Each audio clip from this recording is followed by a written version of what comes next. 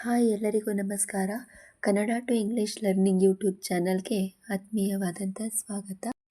ಈ ದಿನದ ಇಂಗ್ಲೀಷ್ ಕಲಿಕೆಯಲ್ಲಿ ಪ್ರಶ್ನಾರ್ಥಕ ವಾಕ್ಯ ರಚನೆಯಲ್ಲಿ ವಾಟ್, ಹೂ, ಹೌ ಅನ್ನುವಂಥ ಪದಗಳ ಬಳಕೆಗಳನ್ನು ನೋಡೋಣ. ಮೊದಲನೇದಾಗಿ ವಾಟ್ ಅನ್ನುವಂಥ ಪದಗಳನ್ನು ಬಳಸಿ ಪ್ರಶ್ನಾರ್ಥಕ ವಾಕ್ಯ ರಚಿಸೋಣ. ವಾಟ್, ಇದರ ಅರ್ಥ ಏನು? ಮೊದಲನೇ ಪ್ರಶ್ನೆ, ನಿನಗೆ ಏನು ಬೇಕು ಅನ್ನೋದನ್ನು ಇಂಗ್ಲೀಷಲ್ಲಿ ವಾಟ್ ಡು ಯು ವಾಂಟ್ ಅಂತ ಕೇಳ್ತೀವಿ. ನೀನು ಏನು ಬರೆಯುತ್ತಿರುವೆ? What are you writing? ಇಲ್ಲಿ ಏನು ಅನ್ನೋದಕ್ಕೆ ಕಾಮನ್ ಆಗಿ ವಾಟ್ ಅಂತ ಯೂಸ್ ಮಾಡ್ತೀವಿ. ಮೂರನೇ ಪ್ರಶ್ನೆ, ನೀನು ಏನು ಹೇಳಬೇಕೆಂದು ಬಯಸುವೆ? What do you want to say? ನಾಲ್ಕನೇ ಪ್ರಶ್ನೆ, ನಿನ್ನ ಹೆಸರೇನು? What's your name? ಐದನೇ ಪ್ರಶ್ನೆ, ನಿಮ್ಮ ತಂದೆ ಏನು ಕೆಲಸ ಮಾಡುತ್ತಾರೆ? ವಾಟ್ಸ್ ಯುವರ್ ಫಾದರ್ ಅಥವಾ what is your father doing? ಈ ದಿನಗಳಲ್ಲಿ ನೀನು ಏನು ಮಾಡುತ್ತಿದ್ದೀಯಾ? What are you doing these days? ನೀನು ಅಯೋಧ್ಯೆಯಲ್ಲಿ ಏನು ನೋಡಿದ್ದೀಯಾ? What have you seen in Ayodhya?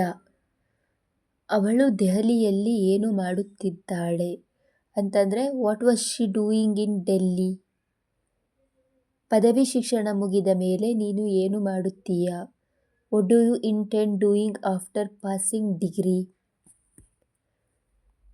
ಈ ಪ್ರಶ್ನೆಗಳ ಕಾನ್ವರ್ಸೇಷನನ್ನು ನೀವು ನಿಮ್ಮ ಸ್ನೇಹಿತರು ಅಥವಾ ನಿಮ್ಮ ಎದುರುಗಡೆ ಇನ್ನೊಬ್ಬರು ಯಾವುದಾದ್ರು ವ್ಯಕ್ತಿಗಳ ಕೇಳೋದ್ರ ಮೂಲಕ ಅದಕ್ಕೆ ಉತ್ತರವನ್ನು ಪಡೆದುಕೊಳ್ಳಬಹುದು. ಎರಡನೇದಾಗಿ ಹೂ, ಇದರ ಅರ್ಥ ಯಾರು? ಇದನ್ನು ಬಳಸಿ ಪ್ರಶ್ನಾರ್ಥಕ ವಾಕ್ಯವನ್ನು ರಚಿಸೋಣ. ಈ ಪ್ರಶ್ನಾರ್ಥಕ ವಾಕ್ಯ ರಚಿಸಬೇಕಾದ್ರೆ ಎದುರುಗಡೆ ಜೊತೆಲಿ ಯಾರು ಕಾನ್ವರ್ಸೇಷನಿಗಿದ್ದರೆ ನಿಮಗೆ ಈಸಿ ಆಗುತ್ತೆ ಕ್ವಶನ್ ಆನ್ಸರ್ನ ರೈಸ್ ಮಾಡೋದಕ್ಕೆ.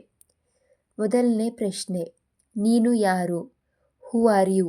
ನೀವು ನಿಮ್ಮ ಸ್ನೇಹಿತರಿಗೆ ಹೂ ಆರ್ ಯು ಅಂತ ಕೇಳಿದಾಗ ಅವ್ರ ಹೆಸರೇನು ಅಥವಾ ಅವ್ರು ಯಾರು ಅಂತ ಹೇಳ್ಬೋದು. ಎರಡನೇ ಪ್ರಶ್ನೆ, ಅವರು ಯಾರು? Who are they? ಮೂರನೇ ಪ್ರಶ್ನೆ, ಹಾಡು ಯಾರು ಹಾಡಿದರು? Who sang the song? ಮಾರ್ಕೆಟ್ಗೆ ಯಾರು ಹೋಗುತ್ತಾರೆ? Who will go to the market? ಈ ಕೆಲಸವನ್ನು ಯಾರು ಮಾಡಬಹುದು? Who can do this work? ಅವಳಿಗೆ ಯಾರನ್ನು ಕಾಣಬೇಕಾಗಿದೆ? Whom does she want to meet? ಈ ಹೋಟೆಲ್ನ ಮಾಲೀಕ ಯಾರು? Who is the owner of this hotel?